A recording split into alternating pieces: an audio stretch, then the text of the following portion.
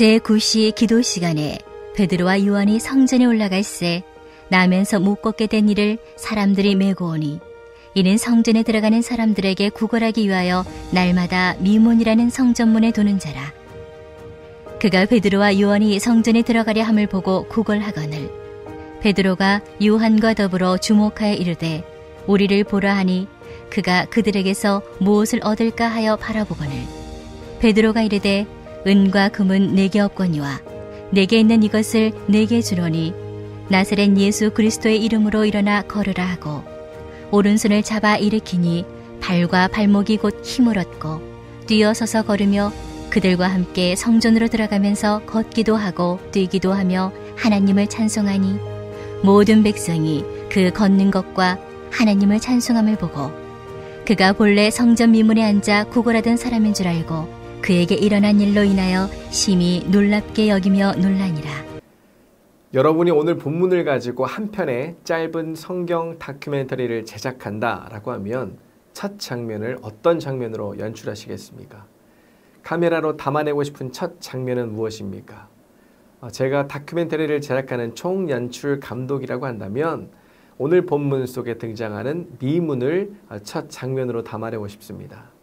미문의 뜻은 아름다울 미와 문입니다.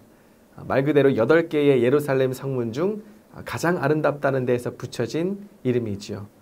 그래서 새번역 성경에서는 아름다운 문이라 번역하고 있고 킹 제임스 버전 성경으로 보면 The Beautiful Gate라고 기록하고 있습니다.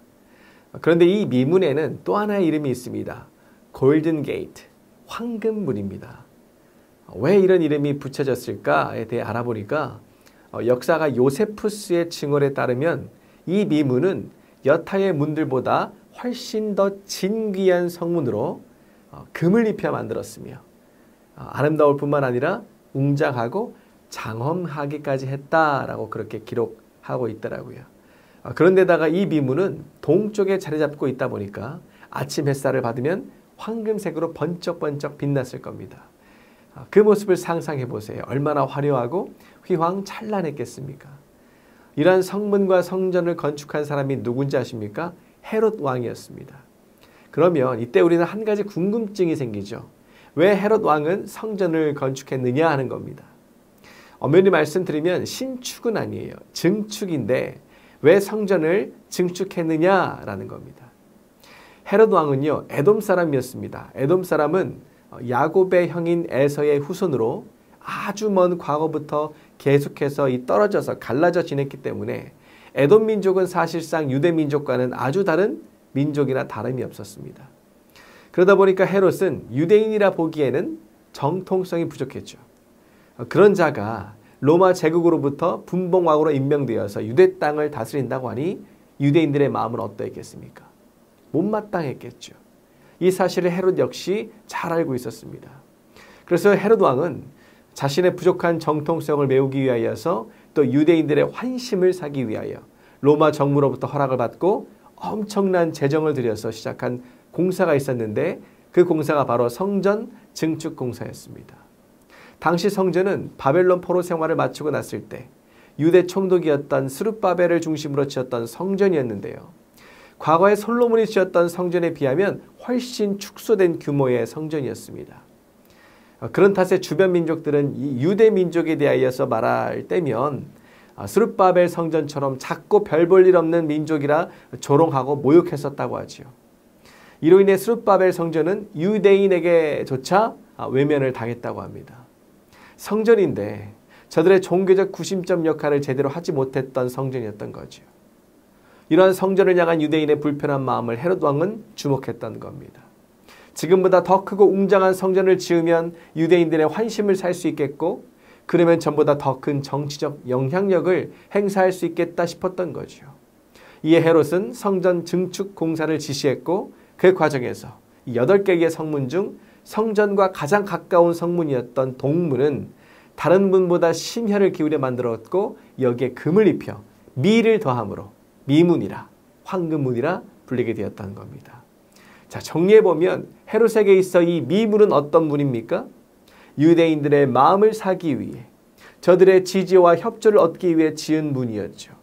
그럼 유대인에게 이 미문은 어떤 문으로 받아들여졌겠습니까? 이제까지는 조롱과 모욕의 대상이 되어 왔으나 이제는 주변 민족들에게 당당히 자랑할 수 있는 위험 있는 성전의 문이요, 그만큼 자신들의 위상이 높아질 것을 기대하게 하는 그런 문이었습니다. 한마디로 이 미문은 유대인들의 자긍심을 높여줌과 동시에 성전에 대한 애착을 갖게 하고 성전에서의 예배를 사모하게 하는, 그야말로 유대인들의 종교성을 강화해주는 그런 문이었다라는 겁니다. 하지만 영적인 시각으로 볼 때 이 미문은 어떤 문입니까? 황금으로 번쩍이는 이 미문을 보며 자긍심을 갖는 저들의 모습, 성전의 규모가 커지고 나서야, 외형이 화려해지고 나서야 태도를 달리하여 성전을 자랑하고 칭찬하고 성전을 찾는 저들의 모습을 통해 이 미문은 당시 유대인들이 얼마나 세상 재물 것에 애착을 두고 살았고 얼마나 사람들의 시선과 평판에 베어 살았는지를 보여주는 문이라, 이렇게 말할 수 있겠죠. 저들의 영적 상태를 가늠하게 하는 이 시금석과도 같은 문이었던 겁니다. 자, 오늘로 보자면 어떤 유형의 신앙인과 비슷하냐면 큰 교회에 출석하는 것을 자랑으로 삼는 사람, 자신의 믿음이 교회의 크기에 비례할 것으로 생각하는 사람입니다. 사람들 사이에 잘 알려지고 유명한 교회에 다닌다는 이유로 자신의 믿음이 남다르고 남다르다라고 그렇게 생각하는 사람이죠. 여러분, 이거 굉장한 착각이죠.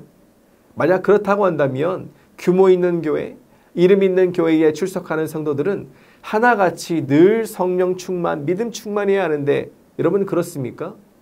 오히려 이런 자들에 의해서 교회는 시끄러워지고 다툼이 생기고 분열이 일어나지요. 문제는 우리라고 해서 예외일 수는 없다는 겁니다. 오히려 우리는 더욱 조심해야 하는 게, 우리는 성전 건축을 준비하고 있잖아요. 앞으로 교회의 규모는 지금보다 더 커질 것이고 교회의 이름은 더 알려지게 될 텐데 그 규모와 이름만큼이나 우리는 우리의 믿음에 대해서 착각할 수 있다는 겁니다. 나는 그렇지 않을 거라고 여러분 과신하지 마세요. 충분히 그럴 수 있습니다. 그래서 저는 성전 건축을 위해 기도할 때면 꼭 강구하는 내용이 있습니다. 새 예배당에서의 신앙생활은 분명 지금과 다를 것이라고, 지금보다 더 나은 모습일 거라고, 지금보다 말씀도 더 잘 읽게 될 것이고 그곳에서의 기도는 여기서 드리는 기도보다 더 잘 될 것이라는 그런 생각을 하는 사람이, 그런 생각을 하는 성도님분이 한 분도 없기를 정말 기도하고 있습니다. 저부터가 그런 사람이 되지 않도록 두렵고 떨리는 마음으로 기도하고 있어요. 우리가 잘 아는 찬송가 438장, 어떤 찬송입니까? 내 영혼이 은총 입어. 이 찬송곡의 3절에 보면 어떤 가사가 있습니까? 높은 산이 거친들이 초막이나 궁궐이나 내 주 예수 모신 곳이 그 어디나 하늘나라. 여러분, 무슨 뜻입니까? 우리가 온전히 하나님께 중심을 두고 있으면 그곳이 곧 하늘나라예요. 그곳이 곧 하나님께서 임재하시는 곳이라는 뜻 아니겠습니까? 큰 성전이라고 해서 하나님이 임재하시는 게 아니라는 거예요. 예배당이 커졌다고 해서 우리의 예배가 풍성해지는 게 아니라는 겁니다. 설령 예배당 문을 금으로 치장한다 한들 그렇다고 해서 우리의 신앙이 달라지는 게 아니라는 거예요. 그래서 여러분, 지금부터 기도하시길 바랍니다. 물론 새 성전에 대한 기대와 소망을 갖는 건 좋지만 규모와 외형에 따라 믿음의 상태가 달라지는 본문 속 유대인들과 같지 않도록 여러분 지금부터 깨어 기도하셔야 합니다. 그리할 때 여러분은 진정 믿음의 진보를 이루게 되실 것이고 이를 통해 풍성한 신앙의 열매를 많이 맺는 인생이 될 줄로 믿습니다. 여러분, 이러한 은혜가 오늘 말씀을 듣는 여러분 모두에게 가득하기를 주님의 이름으로 간절히 소망합니다. 자, 지금까지 이 미문에 대한 헤롯의 시각, 유대인들의 시각에 대하여서 또 각각의 시각을 통해 깨닫게 되는 영적 교훈에 대하여서 살펴봤다면 이제는 가장 중요한 내용이라고 볼 수 있는 오늘 본문이 우리에게 전하고 있는 미문에 대한 유대인들의 또 하나의 시각에 대하여서 살펴보고자 합니다. 당시 미문에는 성전을 찾는 유대인들을 대상으로 구걸하는 거린들이 많았어요. 미문은 예루살렘 8개 성문 중 성전과 가장 가까운 성문이었던 만큼 성전을 찾는 사람들이 가장 많이 붐볐던 곳이었기에 당연히 거린들도 많았겠죠. 본문 속에 등장하는 나면서부터 걷지 못했던 거린 역시 그중 한 명이었습니다. 그런데 주목할 만한 건 유대인들은 거린들을 외면하지 않았다라는 거예요. 외면하지 않고 저들에게 돈과 곡식을 주었다라고 합니다. 이 태도만 놓고 보면 어떻습니까? 유대인들은 굉장히 자비롭고 경건하며 구제예관에 힘쓰는 것처럼 보이죠. 하지만 저들이 구제에 힘썼던 진짜 이유는 따로 있었습니다. 무엇입니까? 자기의 의의를 드러내고자 함에 있었다라는 거죠. 그래서 예수님께서도 저들의 구제를 보시고는 무엇이라 말씀하셨습니까? 의도적으로 누군가에게 보이려는 구제는 외식에 불과하다. 외식에 불과한 구제라. 외식의 구제를 경계하라. 이렇게 따끔하게 한마디 하셨지요. 여러분, 위선과 외식이 무엇입니까? 위선과 외식은 겉과 속이 다른 모습을 말합니다. 마음은 그렇지 않은데 사람들의 시선과 평판을 생각해서 겉으로는 어떻습니까? 선을 행하는 모습. 이것이 위선과 외식이지요.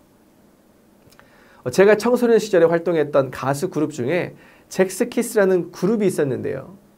이 잭스키스 그룹이 불렀던 노래 중에 폼생폼사라는 노래가 있었습니다. 가사가 대충 이렇습니다. 폼 때문에 살고 폼 때문에 죽고. 여러분, 무슨 의미입니까?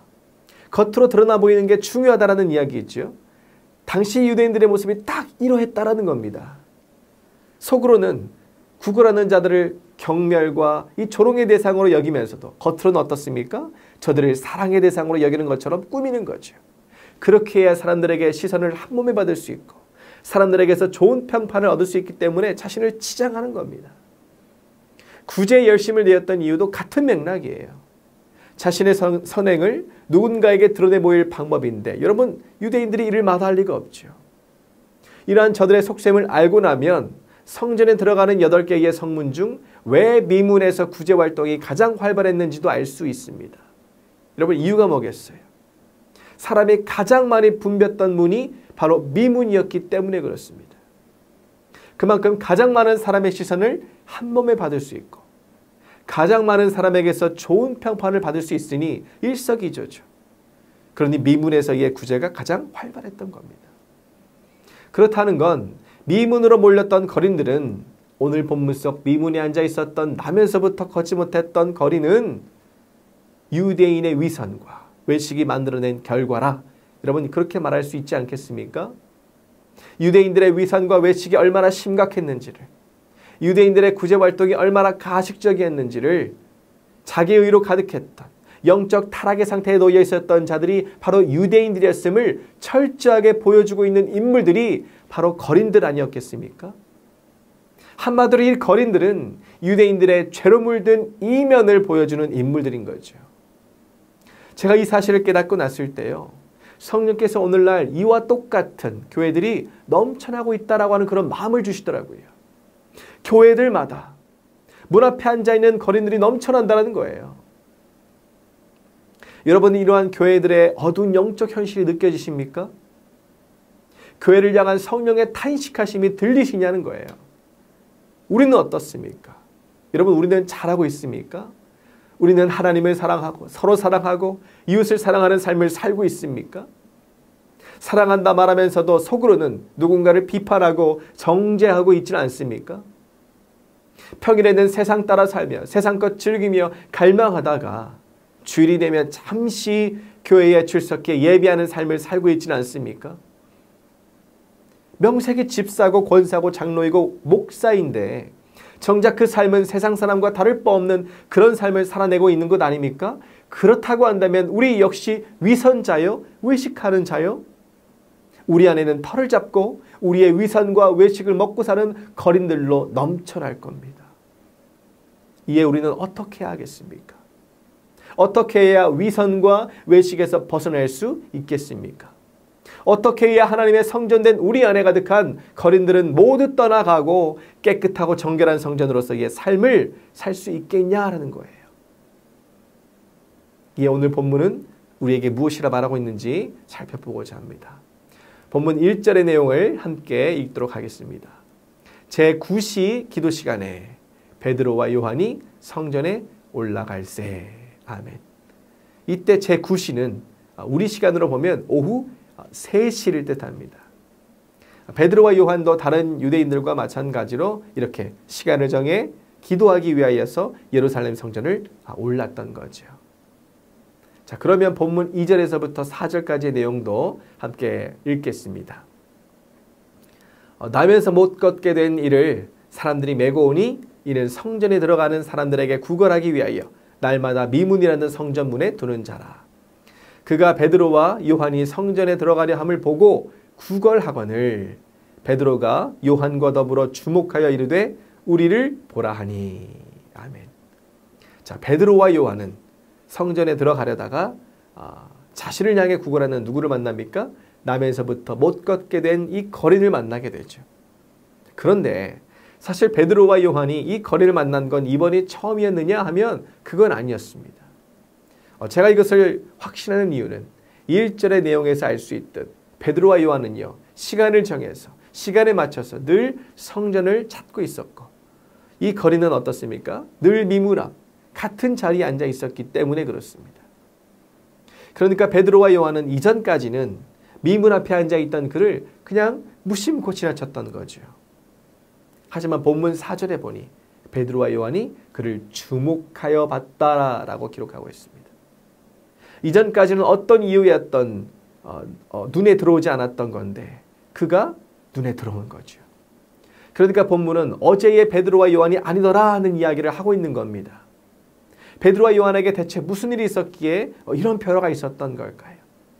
마가이아 다락방에 있었던 성령의 강력한 역사를 경험했던 거죠. 이로 인해 충만함을 입은 자들이 마음을 같이하여 성전에 모이기를 힘썼고 그 충만함을 입은 자들은 집에서도 떡을 떼며 기쁨과 순전한 마음으로 음식을 먹고 하나님을 찬미하는 삶을 살며 그 부어지는 놀라운 은혜를 경험했던 거죠. 베드로와 요한도 이런 일들을 경험하고 나니 어제의 베드로와 요한이 아니더라 본문은 이야기하는 겁니다. 무심코 지나쳤던 하늘이 이제는 달라 보이는 거죠. 무심코 지나쳤던 사람이 이제는 달라 보이는 겁니다. 보이는 거예요. 그래서 본문 4절에 베드로가 요한과 더불어 주목하여 보더라. 무심에 버려져 있던 한 영혼이 저들의 눈에 들어왔다라고 말하고 있는 겁니다. 그렇다는 건 베드로와 요한이 달라지게 된 까닭에 대하여서 오늘 본문은 우리에게 무엇이라 말하고 있는 겁니까? 바로 성령 충만함으로 인한 변화예요. 역사라 이렇게 말하고 있는 줄로 믿습니다. 성령으로 충만했더니 시선이 달라졌다는 거예요. 성령으로 충만했더니 보이지 않던 영혼을 주목하게 되었다라는 겁니다. 자, 그럼 오늘 본문 6절에서 8절까지의 말씀도 함께 읽겠습니다. 베드로가 이르되 은과 금은 내게 없거니와 내게 있는 이것을 내게 주노니 나사렛 예수 그리스도의 이름으로 일어나 걸으라 하고 오른손으로 잡아 일으키니 발과 발목이 곧 힘을 얻고 뛰어 서서 걸으며 그들과 함께 성전으로 들어가면서 걷기도 하고 뛰기도 하며 하나님을 찬송하니. 아멘. 유대인들이 자신의 의를 드러내려 거린들에게 돈과 곡식을 주었다면 베드로와 요한은 어떻습니까? 돈과 곡식이 아니라 은과 금이 아니라 무엇을 줍니까? 예수 그리스도의 이름을 줍니다. 왜이겠습니까? 그 이름에는 위선이 아닌 생명이 있기에, 그 이름에는 외식이 아닌 진리가 있기에 그렇지요. 그 이름을 붙잡는 자는 위선과 외식에서 벗어나 생명이시며 진리가 되시는 예수 그리스도를 만나는 그러한 삶을 살 수 있기에 그렇습니다. 따라서 사랑하는 성도 여러분, 여러분 성령의 충만함을 입으셔야 합니다. 성령의 충만함을 입으시길 바랍니다. 성령으로 충만하게 되기를 여러분 사모하며 사시기를 바랍니다. 그리할 때 우리 안에 가득한 위선과 외식은 끊어지게 될 것이고, 그리하면 위선과 외식을 먹고 살아가는 우리 안에 가득한 그 영적 거린들 또한, 영적 안진뱅이 또한 사라지게 될 줄로 믿습니다. 예수 그리스도의 이름이 우리 안에 늘 역사하여 우리의 시선이 하나님의 중심으로 변화되고 우리의 행동도 하나님의 뜻 안에서 이루어지는 놀라운 은혜의 삶을 살게 될 줄로 믿습니다. 여러분 이러한 축복이 오늘 말씀을 듣는 여러분 삶에 가득하시기를, 여러분의 삶이 이러한 삶이 되기를, 이러한 삶이 오늘부터 여러분 안에 시작되기를 주님의 이름으로 간절히 축원합니다. 이 시간 말씀을 기억하시며 함께 기도하기를 소망합니다. 우리 안에서 우리의 위선과 외식을 먹고 사는 영적 거린들이 사라지게 하소서. 오직 성령의 충만함을 입어 하나님의 거룩한 성전된 삶을 살게 하옵소서. 또 한 가지 기도할 것은 필리핀 의료 선교와 해외 선교 주간 캄보디아 선교가 철저한 신앙 훈련 가운데 준비되게 하시고 이번 교육부 여름 사역도 하나님의 은혜 가운데 철저히 준비되게 하시고 순탄히 진행되어 풍성한 열매를 맺게 하옵소서. 마지막으로 다음 세대를 위한 새성전 건축이 하나님의 인도하심 속에 순적히 이루어지게 하옵소서. 여러분이 기도의 제목을 붙잡고 이 시간 주님의 이름 한번 부르시고 간절한 마음으로 함께 기도하시겠습니다.